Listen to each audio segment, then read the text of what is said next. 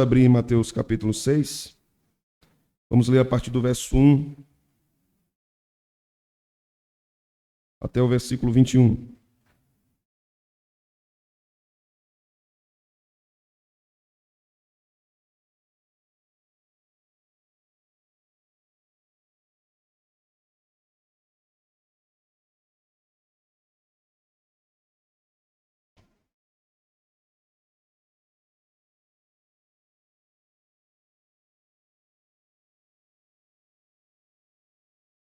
Diz a palavra do Senhor: Guardai-vos de exercer a vossa justiça diante dos homens, com o fim de serdes vistos por eles.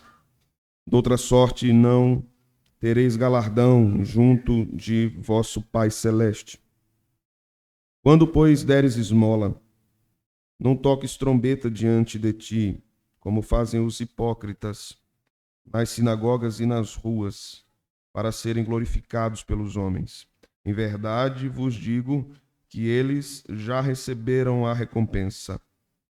Tu, porém, ao dares a esmola, ignore a tua mão esquerda o que faz a tua mão direita, para que a tua esmola fique em secreto, e teu Pai que te vê em secreto te recompensará. E quando orardes, não sereis como os hipócritas, porque gostam de orar em pé nas sinagogas e nos cantos das praças, para serem vistos dos homens. Em verdade vos digo que eles já receberam a recompensa. Tu, porém, quando orares, entra no teu quarto e fechada a porta, orarás ao teu Pai que está em secreto, e teu Pai que vê em secreto te recompensará. E orando, não useis de vãs repetições, como os gentios, porque presumem que pelo muito falar serão ouvidos. Não vos assemelheis, pois, a eles, porque Deus, o vosso Pai, sabe o que tendes necessidade antes que lhe peçais. Portanto, vós orareis assim: Pai nosso que estás nos céus, santificado seja o teu nome, venha o teu reino, faça-se a tua vontade, assim na terra como no céu. O pão nosso de cada dia dá-nos hoje, e perdoa-nos as nossas dívidas, assim como nós temos perdoado aos nossos devedores.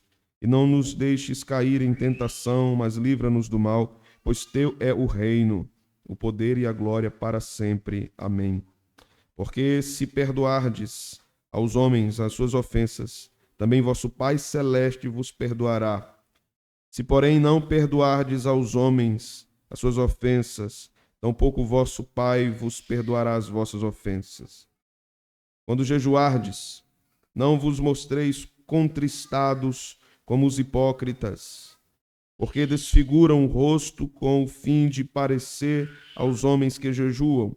Em verdade vos digo que eles já receberam a recompensa. Tu, porém, quando jejuares, unge a cabeça e lava o rosto, com o fim de não parecer aos homens que jejuas, e sim ao teu Pai em secreto, e teu Pai, que vê em secreto, te recompensará. Não acumuleis para vós outros tesouros sobre a terra, onde a traça e a ferrugem corroem, e onde ladrões escavam e roubam. Mas ajuntai para vós outros tesouros no céu, onde traça nem ferrugem corrói, e onde ladrões não escavam nem roubam. Porque onde está o teu tesouro, aí estará também o teu coração. Amém. Vamos orar ao Senhor. Senhor, louvamos o teu nome pelo que tu és. Adoramos ao Senhor pelo que tu és e também por tuas obras, pelas obras de tuas mãos. Somos necessitados de tua orientação, de teu perdão, de tua graça, da tua compaixão para conosco. Nós somos pecadores e muitas vezes são enganados pelo próprio coração. Muitas vezes vivemos uma religião vã, fruto de um alto engano da nossa mente. Ensina-nos o teu evangelho, Senhor. Ensina-nos a vivermos uma vida íntegra em termos espirituais. Fala conosco por meio de tua palavra. É isso que te pedimos no nome de Jesus. Amém. Podem sentar, meus irmãos.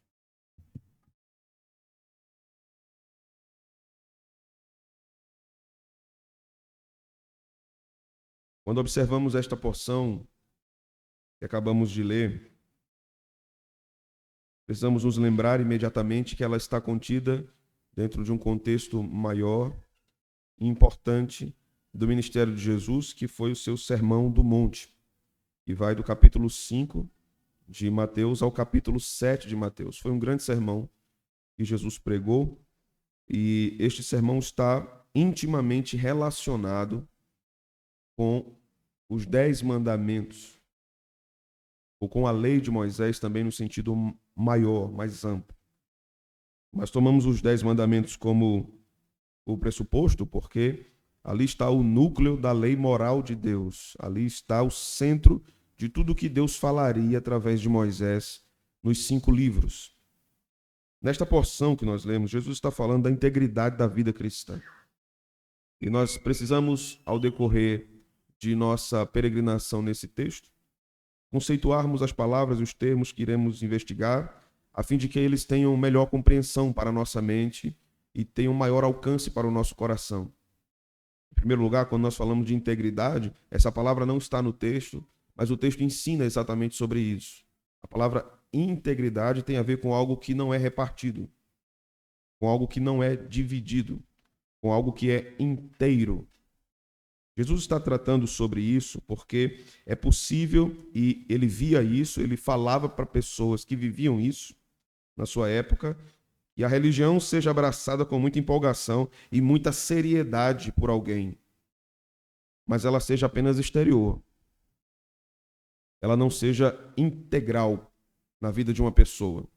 É possível que alguém professe fé em Deus, é possível que essa pessoa professe fé nas Escrituras, é possível que essa pessoa abomine as heresias, é possível que ela saiba o que significam os termos relacionados à doutrina da salvação, é possível que ela tenha condições amplamente fundamentadas de fazer críticas a filosofias sociais que vão contra o Evangelho, mas essa pessoa não vive de modo integral. Quando Jesus está falando sobre isso, a lei de Moisés está na sua mente. Ele está falando com base no que ensina a lei de Moisés e está dando um sentido muito maior e mais profundo à lei. A lei, os 10 mandamentos, tinham 2 aplicações básicas. Aplicação exterior, que fica evidente nos mandamentos, e as aplicações interiores, porque o pecado não se dá apenas de modo exterior, ele se dá também de modo interior. O que eu quero dizer com isso, trocando em miúdos, para que nós entendamos o cerne do que nós vamos investigar nesse texto? Para Deus não basta fazer a coisa certa. Certo? Para Deus não basta fazer a coisa certa. É preciso que o coração esteja motivado pela coisa certa. Porque é possível fazer a coisa certa. É possível até viver de modo certo, exteriormente falando. Mas o coração está completamente distante do Evangelho. Aqui nós entendemos o que é a falta de integridade na vida cristã. Quando nós olhamos para o versículo 1, capítulo 6, Jesus usa uma palavra muito interessante que é amplamente utilizada por Moisés no livro de Deuteronômio. Guardai-vos. Guardai-vos. O termo guardar é muito usado por Moisés, mas o sentido que Jesus está dizendo aqui, usando essa palavra aqui, é: estejam atentos. Observem a caminhada religiosa de vocês. E o que é que ele diz? Guardai-vos de exercer a vossa justiça diante dos homens, com o fim de serdes vistos por eles.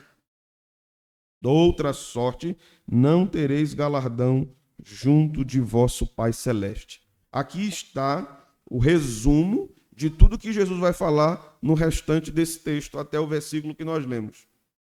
Jesus está dizendo: tenham cuidado para que a religiosidade de vocês apenas não seja para que ela seja mostrada a outras pessoas, e satisfaça outras pessoas. Tenham cuidado para que a religiosidade de vocês não esteja aparentemente sendo verdadeira.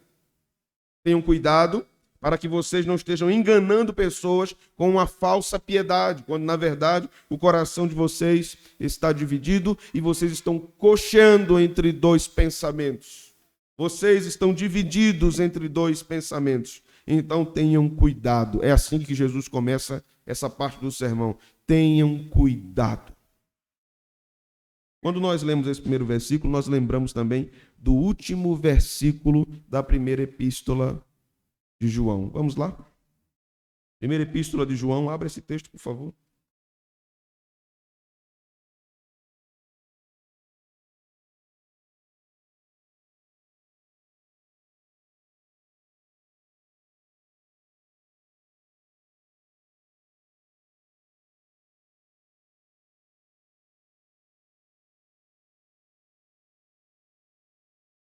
Vamos ler juntos? O que é que o texto diz? Filhinhos, guardai-vos, mais uma vez? Filhinhos, guardai-vos dos ídolos. 1 João, capítulo 5, versículo 21. Filhinhos, guardai-vos dos ídolos, ou tenham cuidado com os ídolos. João está falando para a igreja. João está falando para a igreja. João está falando para aqueles que são seus filhos na fé. João está dizendo que é possível que os crentes tenham ídolos. E eles têm. Jesus está tratando da mesma coisa. Exatamente da mesma coisa. E João aprendeu isso de quem? De Cristo, do seu mestre. Então, quando Jesus diz, guardai-vos de exercer a vossa justiça diante dos homens, Jesus não está dizendo assim, só faça o bem quando ninguém estiver vendo. Não é isso que Jesus está dizendo. Jesus está dizendo, faça o correto. Porque você está convicto de que é dessa forma que tem que se viver. Você não está fazendo isso para conquistar algo, para alcançar algo, para impressionar alguém, para ter algum retorno. Você está vivendo assim porque é a forma correta de se viver. Observe o versículo seguinte. Quando, pois, deres esmola, não toques trombeta diante de ti, como fazem os hipócritas. É a primeira vez que nessa sessão aparece o termo hipócritas. Hipócrita aqui está relacionado a um uso antigo da palavra que remete ao teatro. Os atores usavam máscaras. Isto é um hipócrita. Alguém que usa uma máscara. Ele quer transparecer algo que ele não é verdadeiramente. Jesus está dizendo, tenham cuidado para não serem hipócritas, como aqueles nas sinagogas e nas ruas que dão esmola para serem vistos pelos homens. É igual da cesta básica e postar no Instagram da igreja. É igual dar sopão e postar na rede social. Olha o trabalho que nós estamos fazendo somente para a glória de Deus. Jesus está dizendo, tenham cuidado com isso. Porque isso é uma busca para serem glorificados pelos homens. Vocês estão em busca de quê? De aplausos. É isso que o versículo 2 está nos dizendo. Observe. Como fazem os hipócritas nas sinagogas e nas ruas para serem glorificados pelos homens. Em verdade vos digo que eles já receberam a recompensa. Jesus usa um outro termo aqui interessante, que é trombeta. Não toques trombeta. A Bíblia diz que na volta de Jesus uma trombeta soará. Paulo fala sobre isso, né? No livro de Neemias, a trombeta foi tocada também para que o povo se reunisse. Então, o uso da trombeta nos tempos antigos, nos tempos bíblicos, é para que o povo fosse chamado, reunido, para atrair atenção para um pronunciamento importante. Então Jesus está dizendo, quando nós fazemos esse tipo de coisa, ajudamos as outras pessoas, chamando atenção para nós, estamos tocando trombeta. Isso nada mais é do que a autoglorificação. Esse é um exercício de religiosidade hipócrita, farsante, mentiroso, abominável, que engana o próprio coração e engana outras pessoas. Esses tais terão a recompensa disso. Jesus está falando para os seus discípulos. No verso 3, nós lemos Jesus dizendo: tu, porém, ao dares esmola, ignore a tua mão esquerda o que faz a tua mão direita, para que a tua esmola fique em secreto. Primeira vez que Jesus usa a palavra secreto. E teu Pai, que vê em secreto, te recompensará. Jesus começa falando sobre as nossas ações para ajudar o próximo. O Espiritismo diz, kardecista, e todas as pessoas têm o seu karma. E a cada encarnação nova, aquelas pessoas estão pagando um preço para a purificação de sua alma. Então elas precisam fazer boas obras para então diminuir essas penalidades da vida presente e na próxima vida e nas próximas vidas ela ir subindo, né? Evoluindo até chegar a um estado iluminado, um estado de luz. É um tipo de autopurgação, um tipo de autorredenção. Então, quanto mais você faz o bem às pessoas, melhor para você. Observe a intenção de fazer o bem nesse pensamento. Quanto mais eu ajudo, melhor para mim. Quanto mais eu ajudo, mais retorno eu vou ter. Você pode dizer amém por esse tipo de pensamento? Não, não diz, né? Mas será que você diz amém quando você diz assim: eu ajudo porque Deus vai me abençoar mais? Você diria amém? Os evangélicos diriam amém. Eu ajudo as pessoas, porque quando eu ajudo as pessoas, Deus me abençoa mais. Então, quanto mais eu ajudar, mais Deus vai me abençoar. Nós sabemos, é certo que quanto mais generoso é nosso coração, mais nós vamos desfrutar da generosidade de Deus. Nós sabemos disso. Mas essa não deve ser a motivação. Jesus está penetrando aqui no porão do nosso coração. Jesus está dizendo assim: eu não quero apenas que vocês façam o que é certo. Você entende o que Jesus está dizendo? Isso é difícil de entender, irmãos. Jesus está dizendo: eu não quero apenas que você faça o que é certo. A minha vontade não é apenas que você faça o que é certo. Porque você pode estar fazendo o que é certo e o seu coração está absolutamente desviado de mim. Você lembra o que Jesus falou para a igreja de Éfeso em Apocalipse? Você resiste aos falsos mestres, você não tolera a falsa doutrina, mas você deixou o primeiro amor. Você abandonou o primeiro amor. Era uma igreja com a mente bem teológica. Nós somos a igreja de Éfeso. Paulo foi o fundador dessa igreja. Eu me lembro, eu fui fundador na época de Paulo. E Paulo era uma maravilha, Paulo era um homem extraordinário. E os irmãos contavam toda aquela história. Diz a tradição que João também foi pastor naquela igreja. Por fim, né, no período da morte de Paulo, Timóteo era o pastor daquela igreja. Então eram grandes nomes. Era uma igreja que teve grandes ministros da palavra. Mas ao fim, lá na década de 90, o final da década de 90, o que é que Jesus estava falando dessa igreja? Doutrinariamente, ok. Mas espiritualmente, não. Jesus está falando a mesma coisa à igreja de Éfeso. Vocês fazem o certo, mas o coração está errado. Jesus está dizendo: você pode ajudar as pessoas com a motivação errada. Você pode viver sua fé em Cristo, a caminhada com Deus, fazendo externamente o que é correto.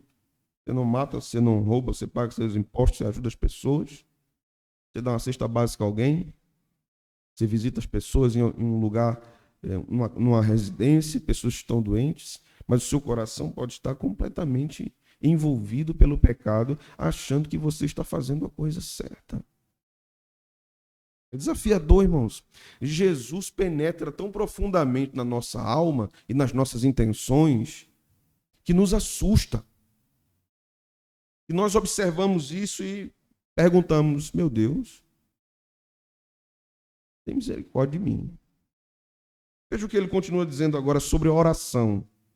Ele falou de esmola. Agora ele vai falar sobre a oração. E quando orardes, Não sereis como os hipócritas. Mais uma vez ele usa a palavra. Porque gostam de orar em pé nas sinagogas e nos cantos das praças. Para o quê? Para serem vistos dos homens. Igual os outros, né? Que dão a esmola. Para serem glorificados pelos homens.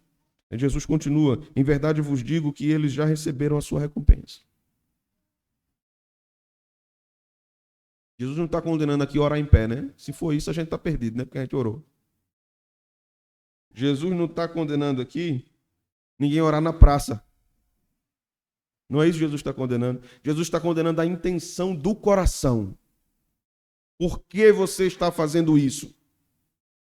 Por que você está orando em pé na sinagoga? Por que você está orando no canto das praças? Qual é a motivação para fazer isso? Talvez você possa perguntar, mas a pessoa não está orando? O importante não é isso? Aí Deus diz, não. O importante não é vir para o culto? Aí Deus diz, o mais importante não é isso. O importante não é eu me esforçar para guardar os mandamentos de Deus e, como dizem alguns, para me salvar no final? Aí Deus diz, não, não é o mais importante. O mais importante é se o seu coração está alinhado à vontade de Deus. Verso 6. Tu, porém, quando orares, entra no teu quarto e fechada a porta, orarás ao teu pai que está em secreto, e teu pai que vê em secreto te recompensará. Nesse lugar secreto é que nós somos realmente quem somos. Quando estamos com Deus em oração, é que mostramos realmente quem somos. Aprendemos então que somente Deus sabe quem somos verdadeiramente. É aqui que nós demonstramos a verdadeira religião. Quando nós estamos com Deus. Nós não estamos preocupados com as pessoas, não é? Nós não estamos preocupados com o que vão pensar de nós, ou sobre nossa fama, ou sobre qualquer necessidade de elogio que nós desejemos ter vindo de alguém.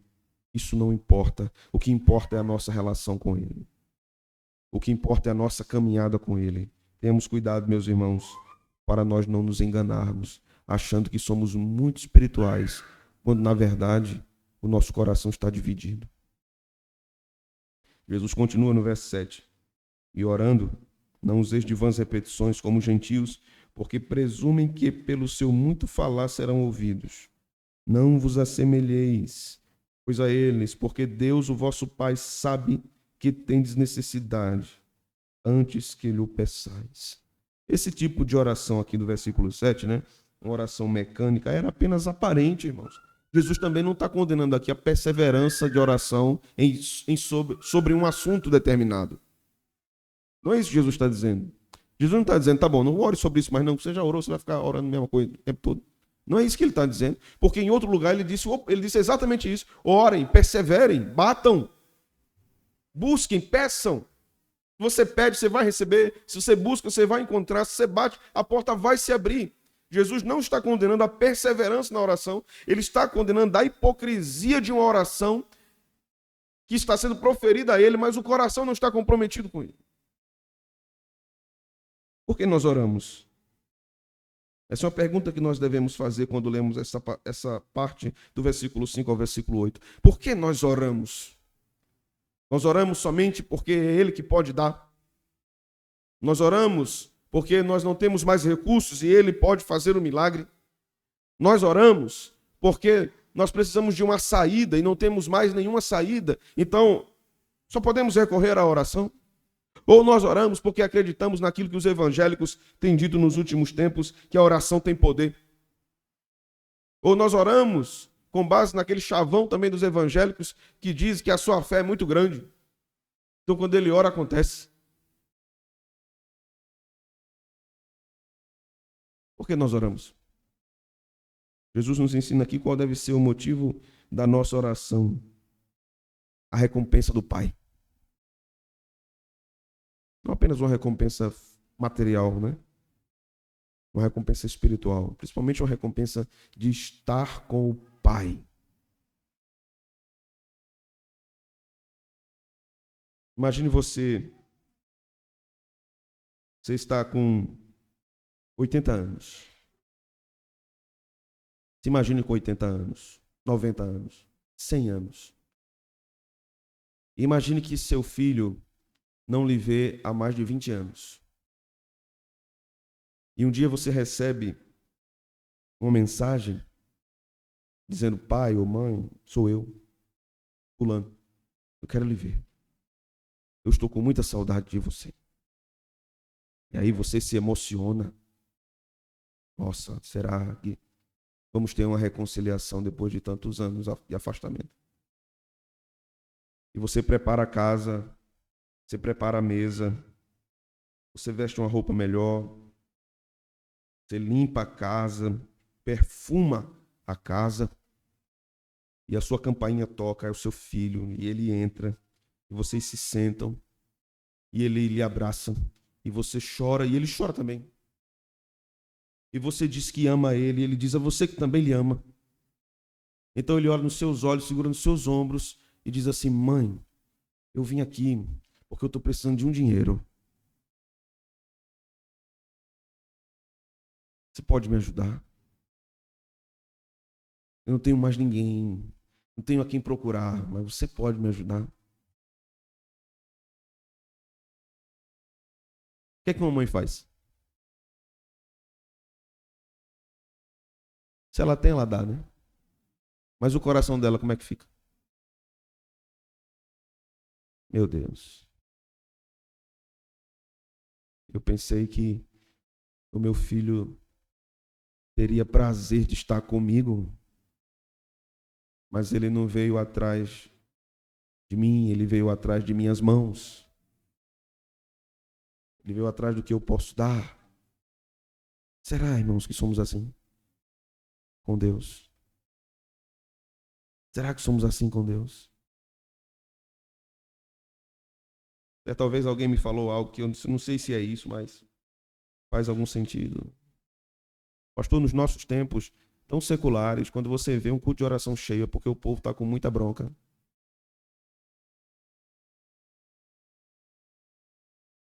Está faltando dinheiro, está com muita dificuldade. Ou vem andando 4 quilômetros. Quando é um avivamento, não, é outra coisa. Que não seja assim, eu não quero crer assim.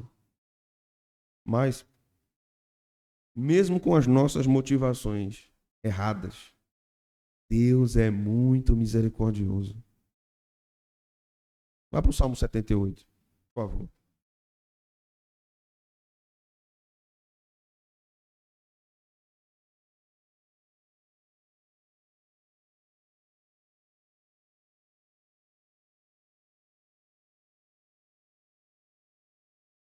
Vamos ler aqui do versículo 23 em diante. Salmo 78, versículo 23 em diante. Nada obstante, ordenou as alturas e abriu as portas dos céus, fez chover maná sobre eles. Para quê, irmãos? Para alimentá-los, e lhes deu cereal do céu. Comeu cada qual o pão dos anjos. Enviou-lhes ele comida a fartar. Não era uma medida, não. A panela da mesa aqui não era pequena. A panela não pega bem, né? A esposa vai me corrigir em casa. Atravessa. Deus diz: pode comer. Observe. Verso 26. Fez soprar no céu o vento do oriente e pelo seu poder conduziu o vento do sul. Também fez chover sobre eles carne como poeira e voláteis como a areia dos mares, pelos cair no meio do arraial deles, ao redor de suas tendas. Então comeram e se fartaram a valer, pois lhes fez o que desejavam. O povo pediu, e o que foi que Deus fez? Deu. Verso 30. Porém não reprimiram o apetite. Tinham ainda na boca o alimento, quando se elevou contra eles a ira de Deus, e entre os seus mais robustos semeou a morte e prostrou os jovens de Israel. Quem fez isso com os jovens de Israel? Deus. Você observa o que estava acontecendo aqui. Você entende? O povo estava pedindo a Deus provisão e Deus estava dando. E o povo ainda estava reclamando e pecando e pedindo a Deus e Deus dando com muita misericórdia. Então Deus visita com disciplina o povo. Que a religiosidade daquele povo era o que Jesus estava dizendo. Era uma religiosidade hipócrita. O seu coração estava dividido. Deus era apenas um garçom cósmico. Um garçom cósmico. O texto continua no verso 32. Sem embargo disso, continuaram a pecar. Veja, Deus prostrou os jovens de Israel, o povo não temeu a disciplina do Senhor, e o texto diz que eles continuaram a pecar. E a última frase do verso 32 diz o quê? Não creram nas suas maravilhas. Verso 33. Por isso ele fez que os seus dias se dissipassem num sopro e os seus anos em súbito terror. Quando os fazia morrer, então buscavam, arrependidos, procuravam a Deus. Deus julgava o povo, né? Disciplinava o povo, depois de muito aperto. Aí diz o texto que eles diziam: Senhor, nós nos prostramos no pó e na cinza. Deus de Israel, de Abraão, de Isaque e de Jacó, Deus dos nossos pais, os patriarcas, lembra-te da tua aliança com os nossos pais.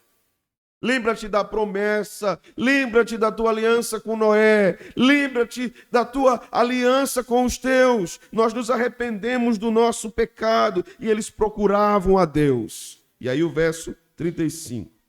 Lembravam-se de Deus e que ele era a sua rocha e que o Altíssimo era o seu Redentor. Que coisa maravilhosa, não é, irmãos? Verso 36. Lisonjeavam-no, porém, de boca.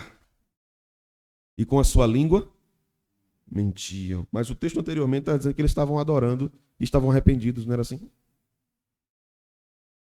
Adoração mentirosa, arrependimento mentiroso. O que Jesus chama de hipocrisia. Porque eles sabiam que o único que podia suspender todas aquelas calamidades e terrores era Yahvé. Não tinha outra saída. Eles estavam no deserto. Não tinha quem recorrer. Então, eles faziam isso da boca para fora. Mas veja o versículo 37, como é muito claro, examinando o coração deles. Porque o coração deles não era firme para com ele, nem foram fiéis à sua aliança. Aí, irmãos, aí vem um negócio que dá um nó no nosso juízo e aperta o nosso coração. O verso 38 diz o seguinte: ele, Deus, Yahvé, porém, que é misericordioso, perdoa a iniquidade, não destrói. Antes, muitas vezes, desvia sua ira e não dá largas a toda a sua indignação. Lembra-se de que eles são carne, vento que passa e já não volta.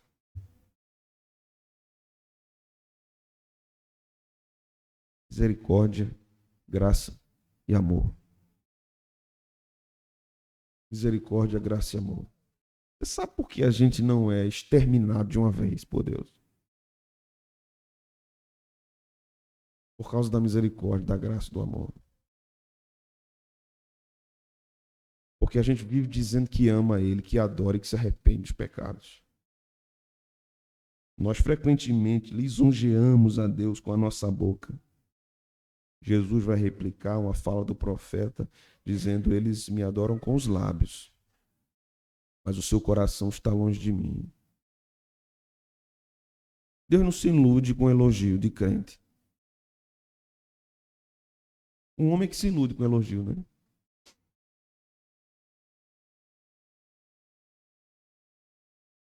Enche o peito, né? Obrigado, obrigado. Muito obrigado. Deus não. Agora, a loucura do pecado na mente do pecador é tão grande que ele continua achando, como Adão e Eva, que Deus pode ser enganado ou que a gente possa continuar se escondendo atrás de uma árvore. Diz assim, ele vai acreditar. Ele vai acreditar.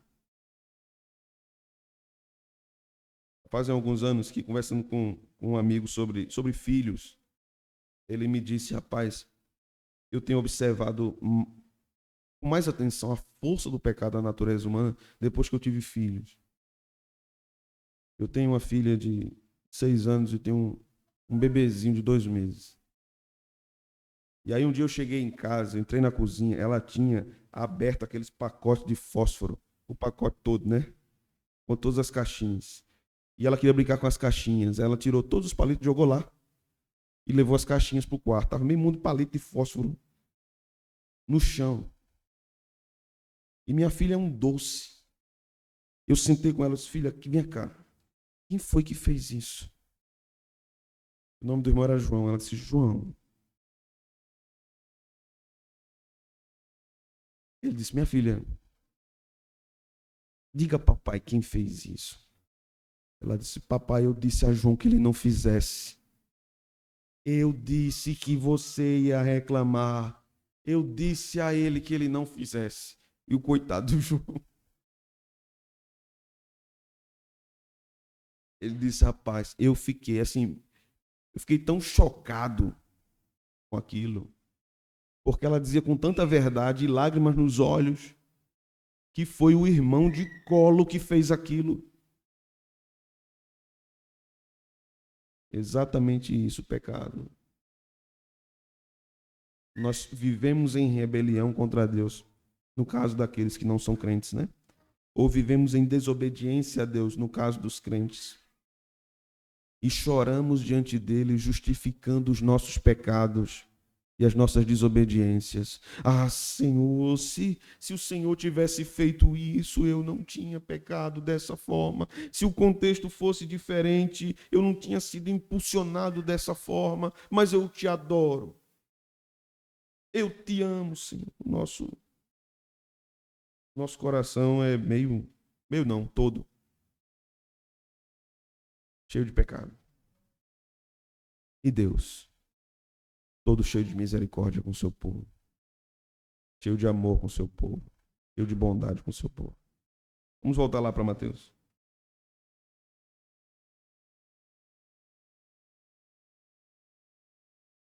Versículo 9. Portanto, vós orareis assim, Pai nosso que estás no céu, santificado seja o teu nome, venha o teu reino, faça-se a tua vontade, assim na terra como no céu. O pão nosso de cada dia, dá-nos hoje, perdoa as nossas dívidas, assim como perdoamos. Nós temos perdoado os nossos devedores. Não nos deixe cair em tentação, livra-nos do mal, pois teu reino, o poder e a glória. Para sempre, amém. Observe que esta oração está dividida em 2 partes. Primeiro, coisas externas, o pedido a respeito das coisas externas. E depois o pedido a respeito de coisas internas. Jesus continua trabalhando essa dinâmica de o que está fora e o que está dentro. E Jesus está nos ensinando que o que está fora deve ser um resultado do que está dentro. Que a transformação não é de fora para dentro, é de dentro para fora. Não adianta mudar tudo por fora, enquanto por dentro está tudo fora do lugar. Então, nós realmente devemos orar, santificado seja o teu nome, venha o teu reino, faça-se a tua vontade, assim na terra como no céu. O nosso pão, Senhor, nos dê, proveja para nós o necessário, não deixe faltar na nossa mesa. Sim, de fato, nós podemos orar desse jeito. E é mais fácil orar assim. Senhor, acabe com a corrupção desse mundo. Senhor, tire os ímpios de diante da caminhada da tua igreja. Senhor, faça alguma coisa por nós, estamos em grande perseguição. É mais fácil orar assim. É mais fácil orar assim do que orar, Senhor, eu estou dominado por um ódio interior e uma raiva contra meu irmão. E eu estou em prisão terrível. E eu sei que tu me perdoaste. E a tua palavra diz que eu devo perdoar o meu irmão. Senhor, eu não consigo. Tem misericórdia de mim, eu não consigo. Eu não estou vivendo de modo íntegro. Senhor, tem misericórdia de mim, porque eu prego a tua palavra e eu digo que o povo deve perdoar os seus inimigos, mas eu, não, como ministro, não perdoo os meus inimigos. É difícil fazer isso, irmãos. Porque nós não queremos lutar muitas vezes com as bizarrices do nosso coração, com as profundezas pecaminosas da nossa alma. Nós não gostamos de nos olhar no espelho sagrado de Deus, porque nós não queremos observar a nossa verdadeira face, o nosso verdadeiro eu interior. Quando a gente se olha no espelho no domingo, cabelos penteados, roupa passada, cheirinho de amaciante, perfume, sapato engraxado, sandália nova. Devemos olhar nos nossos olhos e não dizer espelho, espelho meu, né? Quem é mais belo do que eu? Nós devemos olhar nos nossos olhos, Senhor. Por mais que eu me ache apresentável diante desse espelho, a maior beleza que eu posso ter nessa vida é parecer mais contigo.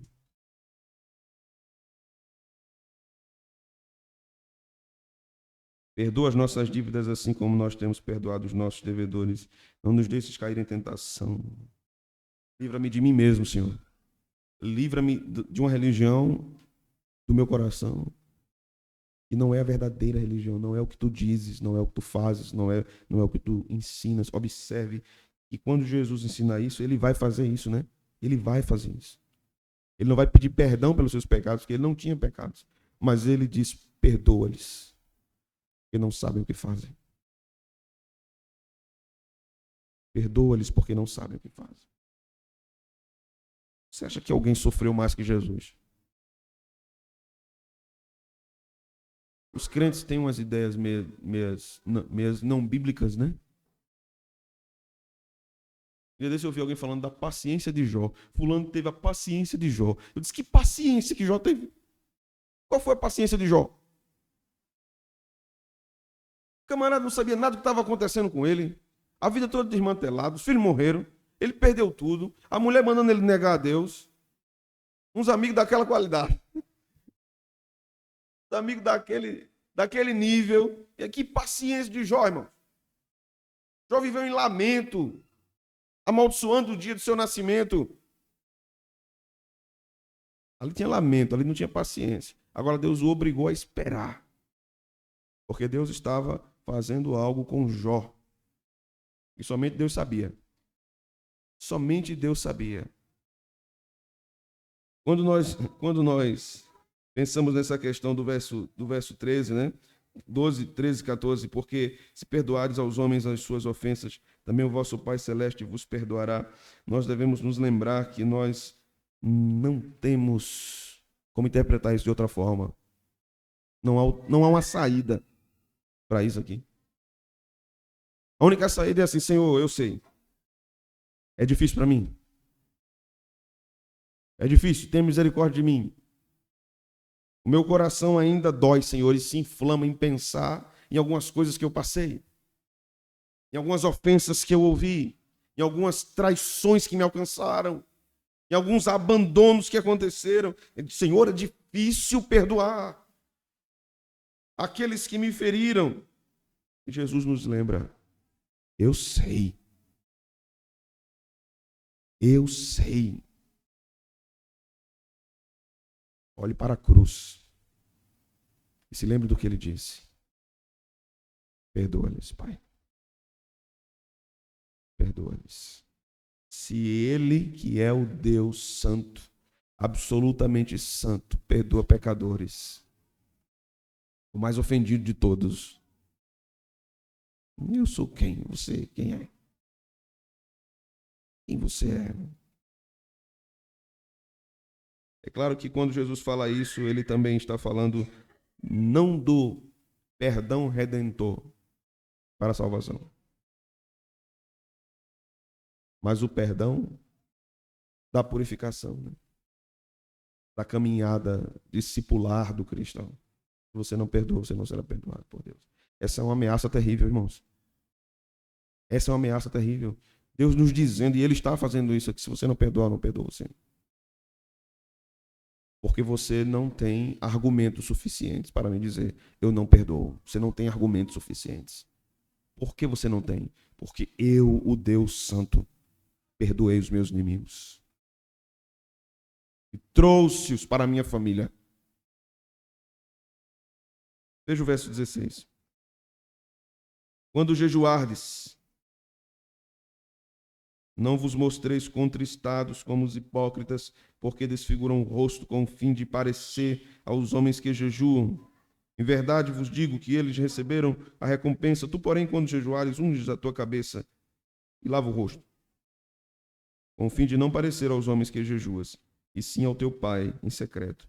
E teu Pai, que vem em secreto, te recompensará. Jesus continua criticando exterioridades. Não pode. Como é que fulano está vivendo dessa forma? É inadmissível, não aceito. Isso é uma desonra a Deus. E você, cristão, está de pé? Olhe para que não caia. Olhe para que não caia.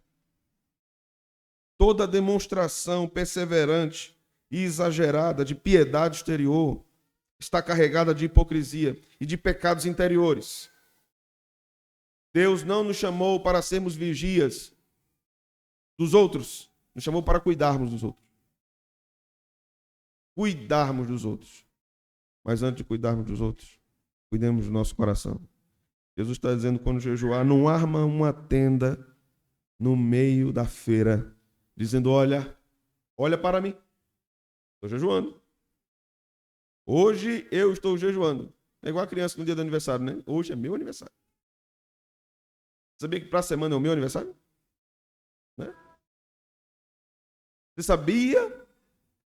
O crente não deve caminhar dessa forma. Olhe para mim, eu sou santo. Louvado seja o meu nome para sempre. Bendito seja o meu coração santo. Não. Você e Deus, lugar secreto. Lugar secreto. Mas nós nos envergonhamos do lugar secreto. Nós nos envergonhamos. Eu atendi um tempo muitos blogueiros e blogueiras me procuravam para aconselhamento. E eu observava a pessoa, o profissional, né? E a pessoa real. Era impressionante. 5 minutos antes de entrar no gabinete. Olá, eu estou aqui falando com você, não sei o que lá, não sei o que lá, não sei o que lá, sei lá, um sorriso desse tamanho e tal, não sei o que. E aqui, 5 minutos depois. Pastor, eu posso entrar? Pode. O senhor tem quanto tempo para me ouvir? Quanto tempo você precisar? Eu tô mal, pastor. Eu quero morrer. Eu não aguento mais viver. Peguei meu celular.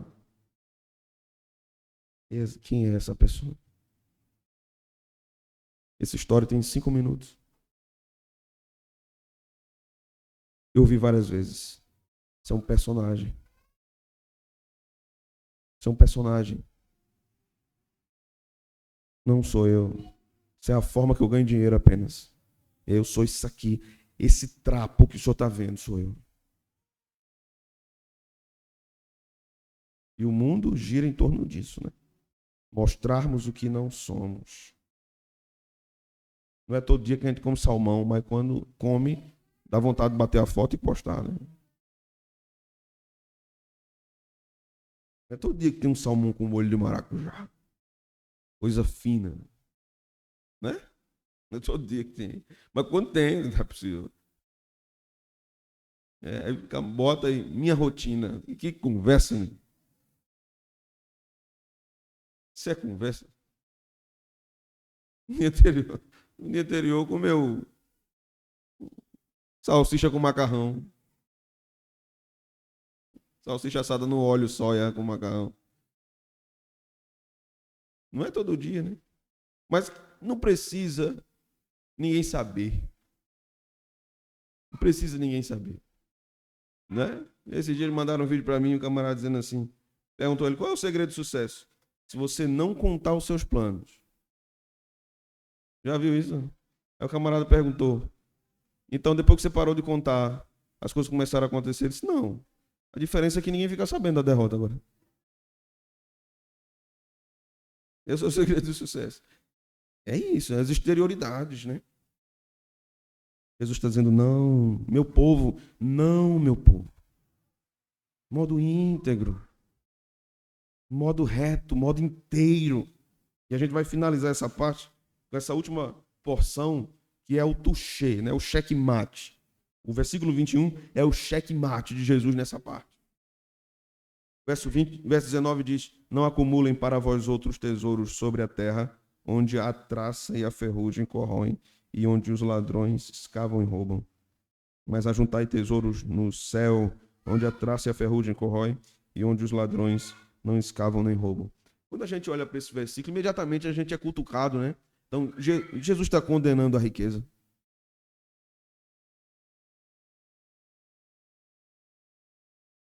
Será que os franciscanos estão certos?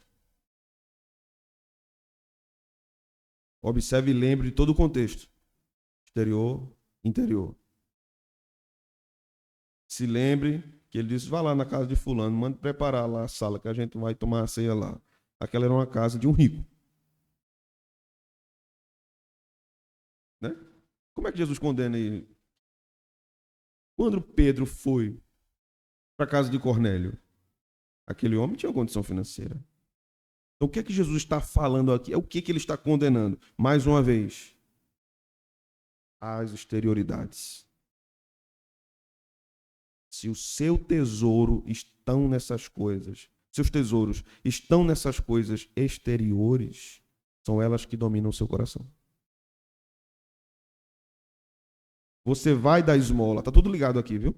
Você vai dar esmola, mas o seu tesouro está na glória que vem dos homens. Você vai orar para que os outros vejam, porque o seu tesouro está na glória que vem dos homens. Você vai pedir o pão para os outros. Você vai pedir que Deus faça a vontade dele na terra. Mas se você não ora pelos seus próprios pecados, a sua relação com o seu ofensor, você só quer mais uma vez ser glorificado pelos homens. Se você acumula tesouros na terra e não tesouro nos céus, você quer mais uma vez ser glorificado pelos homens. Quer ser aplaudido pelos homens, pelo que você possui, pelo que você tem. Jesus também não está dizendo assim, seja rico, mas viva andando para cima e para baixo com camisa UV, sandália havaiana e uma bermuda rasgada. Ele também não está dizendo isso. Mostre para todo mundo que você não se apega a isso. Então, dinheiro você tem, mas você anda assim, todo à vontade. Não é isso que Jesus está falando. Não é isso. Porque quem deu a riqueza a Salomão? Deus. O que Jesus está dizendo é, seu coração não pode estar nisso. O seu coração não pode estar no seu dinheiro, como o seu coração não pode estar no aplauso acerca do seu trabalho, da sua fé, da sua profissão, da sua religião. O seu coração não deve estar nisso. O que Jesus ensina por fim é, ajuntem para vós outros tesouros no céu, onde a traça e a ferrugem, nem a traça nem a ferrugem corrói, e onde os ladrões não escavam nem roubam, porque onde está o teu tesouro, aí estará o teu coração. Se o teu tesouro está nas coisas da terra, o teu coração está dividido, crente. Se o teu tesouro está nas coisas do céu, você andará íntegro perante o teu Deus, dependendo da sua misericórdia, da sua graça, do seu amor, do seu perdão. Vamos orar?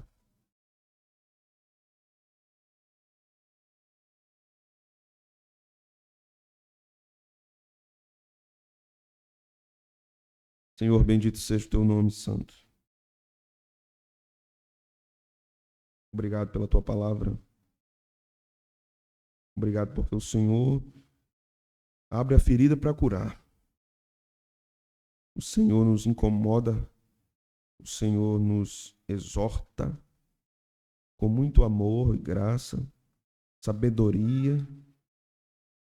para nos arrancar de uma localidade que te desagrada, de uma posição que te desagrada. Que o nosso coração seja reto e nos ajuda para isso, Senhor, porque nós não conseguimos sozinhos. Nós não somos suficientes, nós não temos poder para isso. Nós somos enganados pelo nosso coração. Nós muitas vezes não conseguimos discernir, porque a nossa visão é curta, nós somos míopes espiritualmente. Mas o Senhor é onipresente, onisciente, onipotente. Guarda-nos, Senhor, e ajuda-nos a guardar-nos de todo esse mal que não está fora de nós, está dentro de nós, dentro do nosso coração. Nos mostra, Senhor, que o nosso pior inimigo é o nosso coração pecaminoso. Porque nem Satanás pode destruir-nos, mas o nosso coração pode nos levar a uma escravidão terrível ao pecado. Tu és nosso Redentor. E sabemos que mesmo quando nós estamos cegos para as tuas advertências, tu ainda cuida de nós e sempre cuidará de nós. Mesmo quando nós estamos com os ouvidos tapados para ouvir a tua voz, o Senhor continua a nos proteger, a nos livrar. A tua palavra diz, Senhor, que o Senhor vela os seus santos. A tua palavra diz que tu não dorme. O guarda de Israel não dorme, não tosqueneja. Obrigado por tua graça. Eu oro, Senhor, pela igreja. Oro pelos enfermos. Que o Senhor ajude a recuperação da pequena Esther, que hoje esteve na UPA. Que o Senhor restaure a saúde da menina. Te pedimos pela saúde do nosso irmão Tião, sua perna. Que o Senhor estenda as suas mãos. Tu és poderoso e tu és o médico dos médicos. Pedimos por nascimento também por sua perna. Ó Senhor, tem misericórdia do teu servo. Ajuda-o, fortalece-o, alegra seu coração sempre, Senhor, na tua presença. Pedimos pela saúde de Nalva, pelo seu coração. Estende as tuas mãos, Senhor. Conheces as dificuldades cardiológicas de tua serva. Que o Senhor aguarde e a preserve. Peço por nossa irmã Fátima, sua saúde. O Senhor abençoe e restaure. O Senhor estenda sempre suas mãos sobre sua filha, usando ela como tens usado para cuidar de tantas pessoas, lhe dando sabedoria na medicina para ajudar tantas mulheres. Que o Senhor abençoe esta irmã e preserve sua saúde. Te pedimos por nossos jovens, Senhor, nossas crianças, nossos adolescentes, que o Senhor os guarde, os proteja. Te pedimos pelos idosos de nossa igreja, que o Senhor permita que estejamos muito tempo com eles, eles são tão preciosos para nós. Abençoe a saúde deles, Senhor. Te pedimos por nossa igreja, por todos os seus trabalhos, pela escola dominical, os professores, os oficiais, os líderes de departamentos. Que o Senhor os abençoe. Não apenas os líderes, mas aqueles que cooperam ativamente nos departamentos. Que o Senhor os abençoe e que a cada dia sejamos uma igreja mais engajada no serviço do Senhor. Pedimos, Senhor, por nosso povo, nossas famílias. Continua a nos guardar, como o Senhor tem feito, e dá-nos coração grato por tudo que o Senhor é e por tudo que o Senhor faz nas nossas vidas. Essa é a nossa oração, Senhor, no nome de Jesus. Amém. Vamos ficar de pé, meus irmãos. Vamos professar a nossa fé, um credo apostólico, como é nossa prática todos os domingos. Creio em Deus, o Pai Todo-Poderoso, Criador dos céus e da terra, e em Jesus Cristo, seu único Filho, nosso Senhor, que foi concebido pelo poder do Espírito Santo, nasceu da Virgem Maria, padeceu sob Pôncio Pilatos, foi crucificado, morto e sepultado, desceu à mansão dos mortos, ressuscitou ao terceiro dia, subiu aos céus, está